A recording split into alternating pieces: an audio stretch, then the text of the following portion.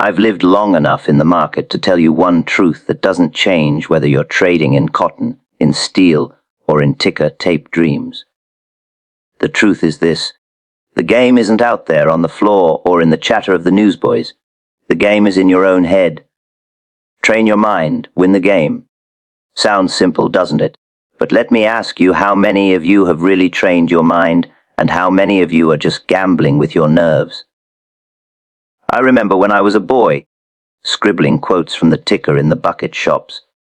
I wasn't trading stock, I was trading numbers. I'd sit there watching how the figures printed, and I could tell, without a word spoken, if a stock was weak or if it was strong. Now, why was that? Because my mind was tuned to the rhythm. My mind was trained. Most of the other boys, they were chasing tips, chasing the hope that somebody else knew better. Tell me, do you still chase tips today? Don't be ashamed if you do, because most of the world does. But that's not training. That's begging. The market doesn't forgive begging. The market doesn't care about your rent, your pride, or your cleverness. The market only answers to discipline. And discipline isn't a gift, it's forged. You've got to burn out the weakness inside yourself. Do you know the hardest man you'll ever whip? It's yourself. Not the sharp operator on Wall Street, not the banker, not the floor man. Yourself. And until you conquer that man, you're nothing more than a plaything of chance. So I say again, train your mind, win the game. Now you want to know how I lost fortunes. The same way I made them, by listening to myself, or by betraying myself. The winning came when I was cold and clear, when I waited and let the market show its hand. The losing came when I jumped ahead, when I let greed whisper in my ear, or fear push me out too soon. Have you ever felt that shove inside your chest, that tremble in your fingers when the price ticks against you? That's not the market beating you, that's your own undisciplined self doing it. If you don't train your mind to master that feeling, you'll never last. There's a rhythm to this business. Prices don't move by accident. They move because men are moved by hope and fear, and those things repeat themselves as sure as the tide comes and goes. But here's the catch: just because the crowd repeats its mistakes doesn't mean you should join them. Are you following me? It means you've got to stand apart, and you can't stand apart unless your mind is drilled and steady. A man without training is just another sheep in the pen, waiting to be shorn. I'll tell you something most won't admit. The market is a cruel teacher, but it gives fair lessons. It punishes ignorance the same way it punishes arrogance. And if you think you can beat it without preparation, well, you'll learn quick enough. How many of you step into a trade because you're restless? Because you can't sit idle while others seem to be making money? That's the itch of the untrained mind. Patience is the hardest thing to learn, but it pays more than any stock tip in the world. When I was young, I thought activity was profit. Later, I discovered inactivity was often the better trade. Strange, isn't it? The less I did, the more I gained. But that kind of stillness comes only when your mind is trained to wait. I recall a season in my life when everything I touched seemed to work. I was flush with profits. Money rolled in like a tide. Do you know what happened? I became too sure too fast. I thought my mind was sharper than the market.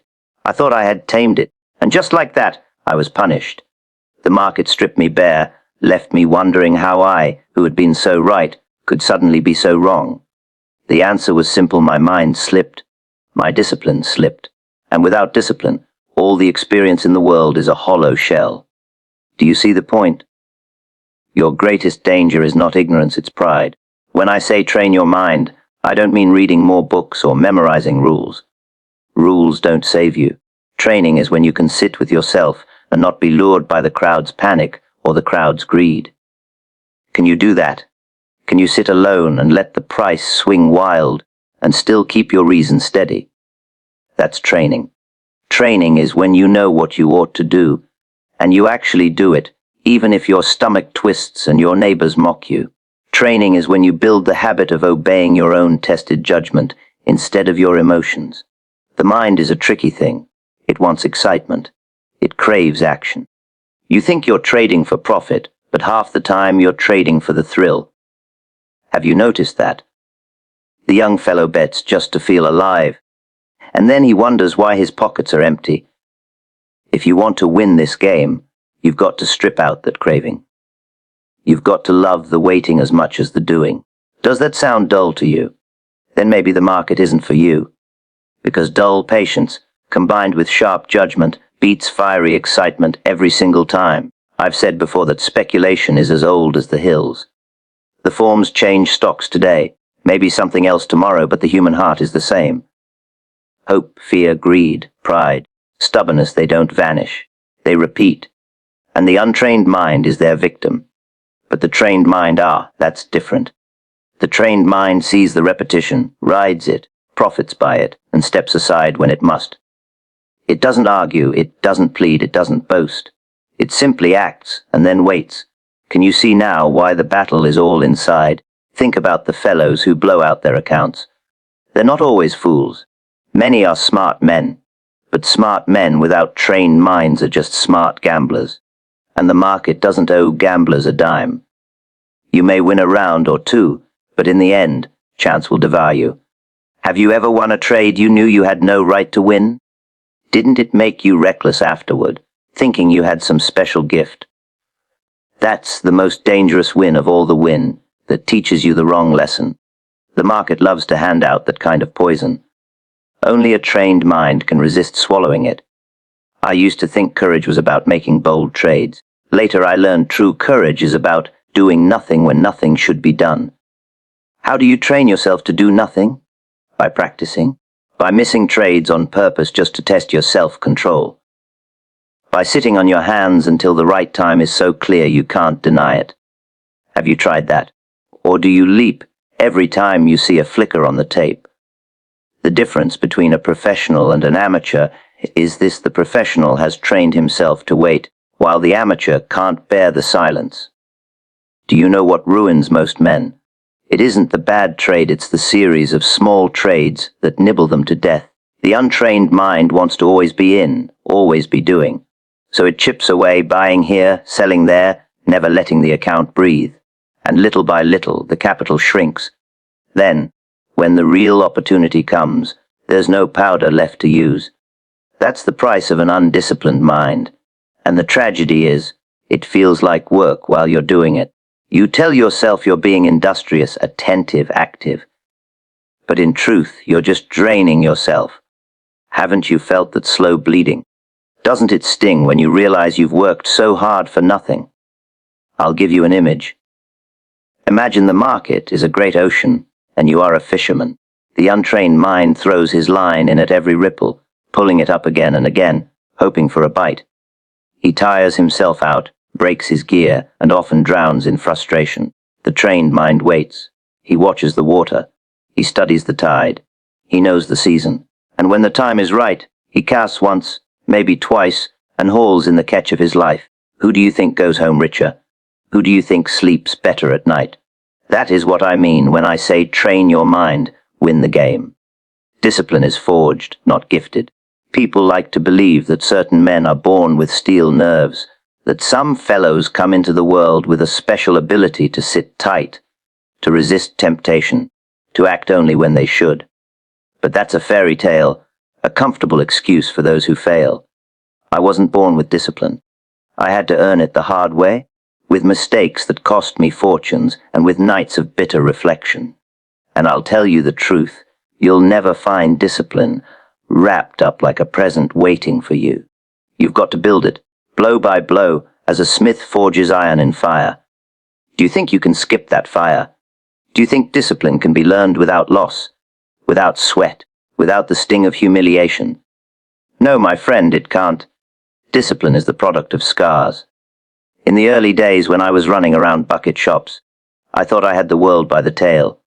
I was quick with numbers, faster than the other boys, and I believed that was enough. Every trade that went my way inflated my head, but I soon learned speed isn't discipline. When the market started turning against me, my so-called talent was useless. I jumped in and out like a rabbit, chasing shadows, letting fear push me one moment and greed the next. And every time I lost, I promised myself I'd do better. But promises don't make discipline. Only practice does. Have you ever promised yourself you'd stop making the same mistake, only to do it again the very next day? That's because you can't think your way into discipline, you must live your way into it. Discipline comes from enduring the repeated lesson until it carves itself into your very bones. The market is a brutal teacher, but it's a fair one. It shows you the same trap over and over until you either learn to avoid it or you're ruined. I had to get ruined more than once before I learned. Some people laugh at that, but let me ask you, haven't you repeated the same folly even after swearing you wouldn't? Haven't you felt the same pull of excitement, the same reckless urge to act, as if your past pain had taught you nothing? That's the untrained mind trying to cheat the process of forging. It doesn't work. The hammer will strike again and again until the metal bends or breaks. I learned that discipline isn't about being strong in the moment, it's about being prepared before the moment comes.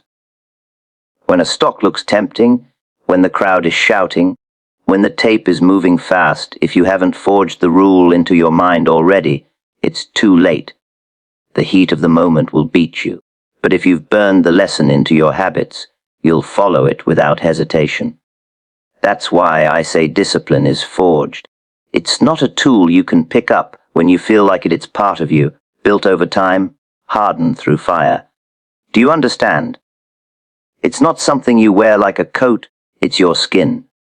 The trouble with most traders is they want the reward without the forging. They want to skip the ugly part. They read rules in a book, nod their heads, and think they're disciplined already. But the first time the market surprises them, they toss the rule aside. A rule isn't discipline until it costs you something. Only then does it sink in. Only then does it become unshakable. Ask yourself, what rules have you learned the hard way, and which ones are you still only pretending to obey? If you don't know the answer, the market will teach you soon enough. I remember sitting at my desk after losing more money than I care to admit. I wasn't ruined yet, but I felt like it. My mind was racing, trying to justify what I'd done, trying to blame the market, the news, the brokers, anyone but myself. And then it hit me like a bucket of cold water. I had broken my own rule.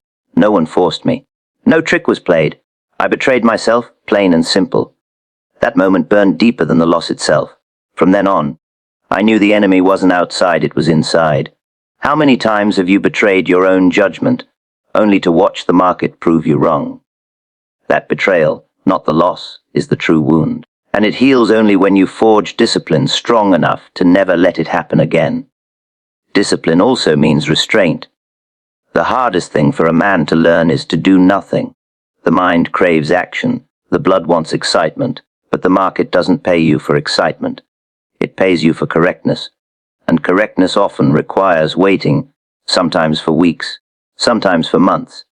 Do you have the strength to wait that long? Most don't. They fidget. They act out of boredom. They invent trades just to feel alive. That's the cry of an untrained mind. The disciplined trader waits and waits, sharpening his patience like a blade. And when the chance finally comes, he strikes without hesitation. That is the work of forging. You must also understand that discipline isn't built once and finished forever. It rusts if you neglect it. It cracks if you grow careless. Each day in the market is another trial, another chance for weakness to slip in. That's why I say it's a constant forge, not a single fire. Are you ready to keep reforging yourself every day? Or do you imagine that once you've made a few good trades, you can relax? Relaxation is the beginning of decay. Discipline must be tended like a fire, or it dies out. Sometimes men tell me, I know the rules, Jesse, I just can't seem to follow them. And I laugh, not to mock them, but because I've been that man myself. Knowing isn't enough. You can recite the rules all day long, but when the tape starts running, your nerves betray you. That's why discipline is action, not knowledge. It's doing what you know you must, even when every nerve is screaming against it. How do you achieve that? By practice, by rehearsal, by failing and trying again, until your reflex obeys the rule instead of your impulse. That's the real training. Consider how a soldier trains. He doesn't just read about battle. He drills, he marches, he fires, he repeats until his body moves without thought. That's why in battle, when fear would paralyze an untrained man, the soldier can act. Trading is no different. The market is the battlefield, your fear is the enemy, and your discipline is your only weapon. If you don't forge it through endless repetition, you'll break the first time the bullets fly. Do you want to learn this in safety, or do you want to learn it while losing your fortune? The choice is yours, but either way, you will learn. Even after decades, I still feel the pull of weakness sometimes. Don't think you ever grow beyond it. The market is too cunning, too seductive. There will always be that whisper of greed, that pang of fear. The difference now is that my discipline has been forged so many times it holds firm. The temptation comes, but my reflex is to follow the rule. That reflex is worth more than any chart, any tip, any system. That reflex is survival. Tell me, what reflexes have you forged, and which weaknesses still command you when the pressure rises? Discipline, then, is not some abstract virtue. It is your armor, your weapon, your lifeline. Without it, you're naked in the storm. With it, you can stand still while others are swept away. But don't think it comes as a blessing from above. You must earn it, hammer by hammer, blow by blow, until you are tempered like steel. And even then, you must guard it, polish it, and test it each day. That's why I tell you again, discipline is forged, not gifted. Patience is more profitable than constant activity. It's a lesson that every man who tries to trade without it pays for sooner or later. People think the market rewards speed, rewards constant motion, rewards those who are always buying, always selling, always reacting. But that's the fool's hope. The market doesn't pay for activity, it pays for timing, for correctness, for knowing when to act and when to sit still. Have you ever felt that itch, that restless pull to do something, anything, just because the market is moving? That's the exact moment you're risking money for nothing more than the illusion of being busy. I know it because I've felt it myself, and I've paid dearly for it more than once.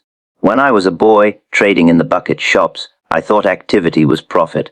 I would jump into every move I saw, convinced that the tape was giving me signs that I could exploit immediately. And sometimes I was right, but more often than not, I was wrong. The losses were small at first, and that made them easy to ignore. But small losses accumulate faster than a storm gathers, and soon I realized that being busy for the sake of action had cost me far more than the few trades that had paid off. The lesson was bitter, but it sank deep. Speed without patience is a ruinous habit. Ask yourself, how many trades have you made because you could not bear to wait? Patience is not idle. It is a disciplined form of activity. It is watching the market, studying the rhythm of price movements, waiting for the moment when the opportunity is unmistakable. Many men cannot distinguish between patience and inactivity. They sit and fidget, anxious for a move, and they mistake this anxiety for market knowledge. But true patience is calm, almost invisible, like a predator waiting for the prey to walk into the trap. Do you understand the difference? The man who fidgets loses his edge. The man who waits gains it. I remember one winter when I was trading commodities. The market was choppy, swinging back and forth in small moves, teasing everyone with what looked like potential profits. I watched the tape for weeks, feeling the temptation to strike at every twitch. And I did strike occasionally, each time convincing myself it was the right move. But the profits were small and fleeting, and the losses, though small, piled up in a way that gnawed at my confidence. Then one day, after waiting and watching and doing almost nothing, a move came that was unmistakable. I entered with the certainty that I had earned from weeks of patient observation. The profits from that single move dwarfed the gains I had made in all the prior small trades. That is the power of patience. Patience requires self-restraint, the kind that tests a man's nerves and his courage. It's easy to watch a market and see a move you think you understand. It's easy to believe that if you don't act now, the opportunity will vanish. But I've learned, and the market has taught me, that the right opportunity does not vanish. It waits for the prepared man. Most traders are impatient because they are unprepared. They have not studied the rhythm.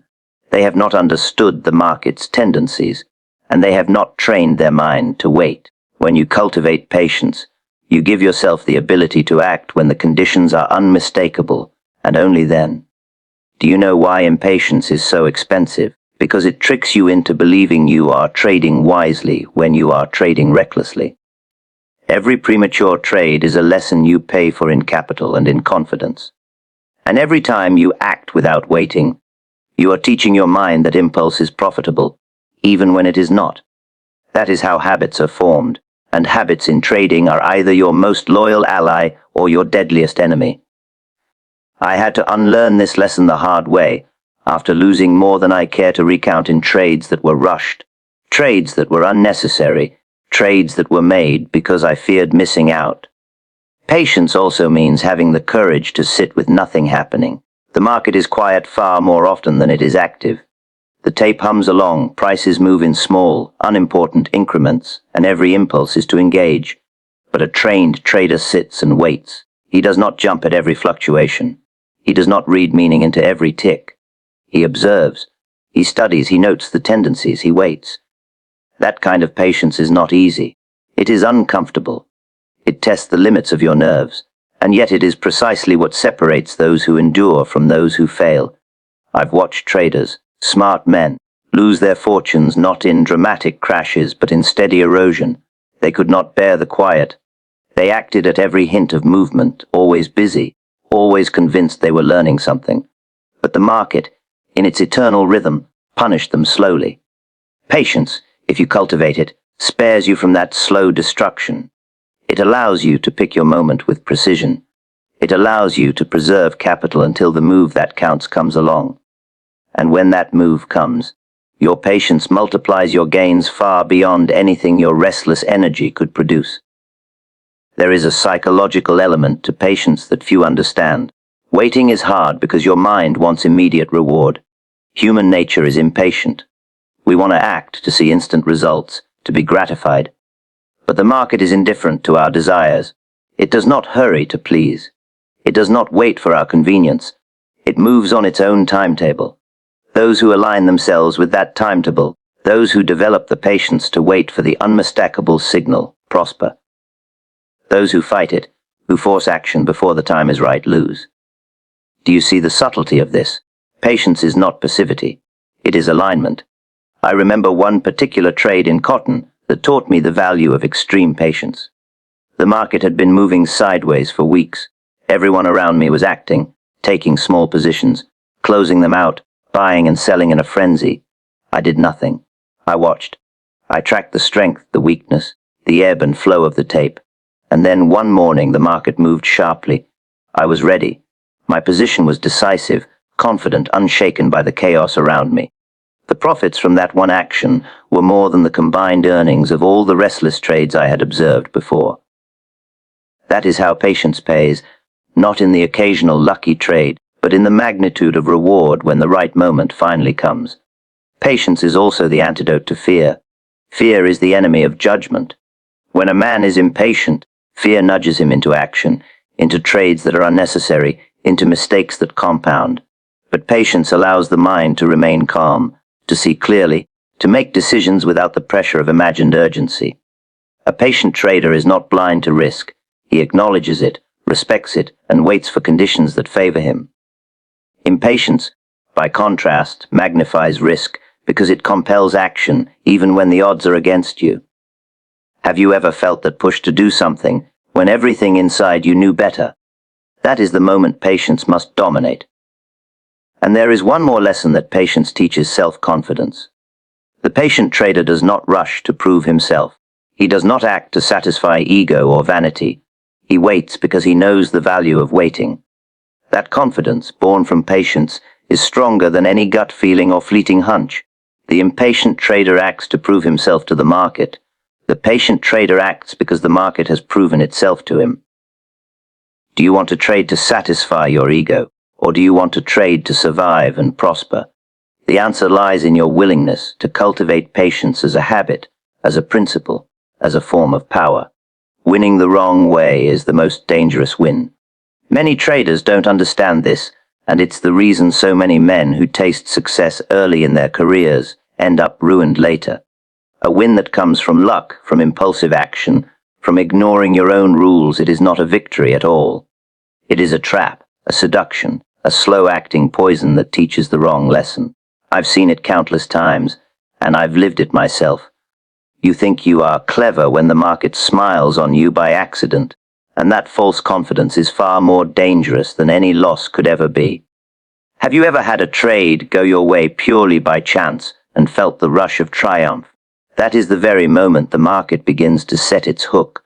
I remember a time early in my career when I made a sequence of trades that went my way, though not because I was clever, but because the market was unusually forgiving.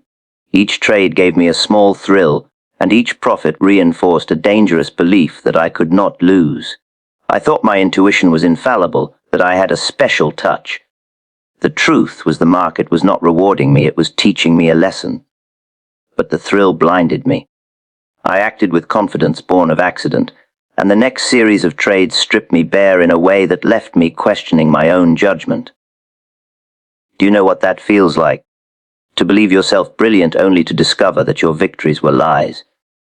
That is why winning the wrong way is so perilous. It teaches pride, and pride is the quickest road to ruin. Winning the wrong way happens when a man ignores his own rules and gets lucky anyway. He enters trades for the wrong reasons, out of greed, out of fear of missing out of the hope that the next tick will save him, and when the market coincidentally moves in his favor, he tells himself he is right. That is the essence of the trap. The false win reinforces reckless habits, encourages the breaking of discipline, and feeds the ego, and the market, patient as ever, waits for the man to grow careless. Then it strikes, and when it does, the loss is not just money, it is confidence, credibility, and sometimes the ability to continue at all. Ask yourself, have you ever celebrated a win only to realize later that it was luck, not skill, that carried you? There is a subtle danger here that many traders fail to see. A bad trade that wins can convince you that your judgment is better than it is. It can persuade you to take larger risks, to act without caution, to believe that rules are optional. The market rewards such behavior only for a brief moment before it exacts a heavy toll. The problem is that the human mind remembers the reward but forgets the risk. You remember the profit, the exhilaration, the applause from yourself or others, but you forget that the trade violated your own principles, and that forgetfulness plants the seed of future disaster. I learned this lesson early on in the stock market. I had taken positions that I should have avoided entirely, ignoring signals that I had trained myself to respect. Somehow, those trades went up. I felt unstoppable. I boasted to my colleagues, I trusted my touch, and I thought myself a master of the tape. But the market was patient. It gave me the illusion of mastery, then it tore it all away. Within weeks, my account, which had swelled with these lucky wins, was reduced to almost nothing. That is the danger of winning the wrong way. It is more dangerous than a loss because it lies to you. Losses are honest, they teach you what you need to learn. Lucky wins are dishonest, they teach you how to fail. Consider for a moment why this is so destructive psychologically. A trader who wins the wrong way develops habits that are directly opposed to what makes a successful trader. He learns to rely on luck, to trust impulse, to ignore careful analysis. He believes in his own invincibility when all he has done is stumble. The market does not forgive that. The man who is seduced by lucky victories will eventually take a series of trades that test his character, his judgment, and his patience. And when he fails not because he is unlucky, but because he has been miseducated by false victories. I've seen men who could have been great traders ruined by this phenomenon. They had talent, intelligence, and a strong instinct for the market, but their early lucky wins corrupted them. They thought they were smarter than the market, that the tape responded to their genius. The market, of course, does not respond to genius, it responds to human nature, to patterns of fear and greed, to the forces that repeat over and over. Winning without understanding those forces only strengthens the wrong habits, and habits, once formed, are hard to break. Have you ever caught yourself repeating a mistake you thought you would never make again? That's the power of winning the wrong way. It teaches repetition of folly under the guise of skill. There is a lesson here that every trader must absorb. Never mistake a fortunate outcome for skill. Never let a lucky trade convince you that your judgment is flawless. A single profit, or even a series of profits, does not make a man a trader. It may make him lucky, but luck is fleeting. The seasoned trader knows that every win must be scrutinized for its cause. Was it earned? Was it the product of patience, discipline, and understanding? Or was it the product of chance, of impulse, of ignoring your own rules? That distinction, if ignored, is the difference between long-term success and eventual ruin. The danger grows when a trader begins to share his false victories with others. Bragging about trades that were won the wrong way, seeking admiration for luck rather than skill, reinforces the misbelief. The mind becomes addicted to the applause, to the thrill, to the sense of superiority that luck provides. And as that addiction grows, the trader strays further from discipline, from method, from the habits that are truly profitable. He learns to rely on luck instead of effort, and the market has an infinite patience to let him make that mistake until it exacts its final toll. Do you think you are immune to that feeling? Winning the wrong way also breeds overconfidence, and overconfidence is the enemy of patience.